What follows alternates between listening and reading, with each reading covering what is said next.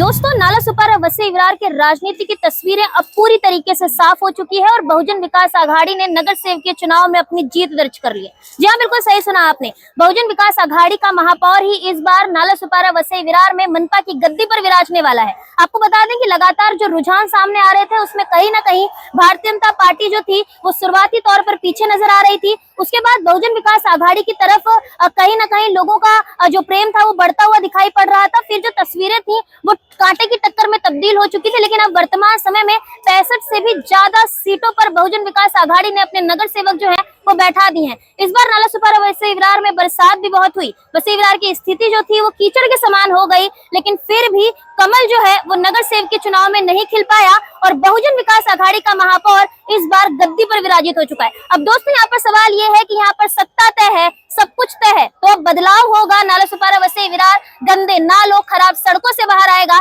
या फिर सिस्टम वही रहेगा, हालात वही रहेंगे और सिर्फ नाम बदलेगा। ये तो आने वाली तस्वीरें ही बताएंगी किस तरीके से बहुजन विकास आघाड़ी के आने के बाद नाला सुपारा वसई विरार की स्थिति में परिवर्तन होगा, या फिर जिस तरीके से अभी तक बदहाल चल रही थी नाला सुपारा वसई विरार की स्थिति विधायकी के इलेक्शन के बाद, विधायकी के चुनाव के बाद, ठीक उसी तरीके से अभी भी नाला सुपारा वसई विरार की जो स्थिति है वो बनी रहेगी। कुल मिलाकर दोस्तों, अब नजर काम पर होगी कि बहुजन विकास आघाड़ी किस तरीके से जनता का काम करती है, बहुजन विकास आघाड़ी के नगर सेवक किस तरीके से अपने नगर का विकास करते हैं, या भारतीय जनता पार्टी और बहुजन विकास आघाड़ी आपस में सिर्फ और सिर्फ लड़ते नजर आते हैं और नुकसान यहाँ पर जनता का होता है। फिलहाल तस्वीरें साफ है कि नाला सुपारा वसई विरार में जो सिट्टी की गूंज है वो सुनाई पड़ रही है, कमल नहीं खिला है और बहुजन विकास आघाड़ी ने भारी मतों से जो विजय है वो प्राप्त कर ली है और महापौर बहुजन विकास आघाड़ी का ही बैठने जा रहा है।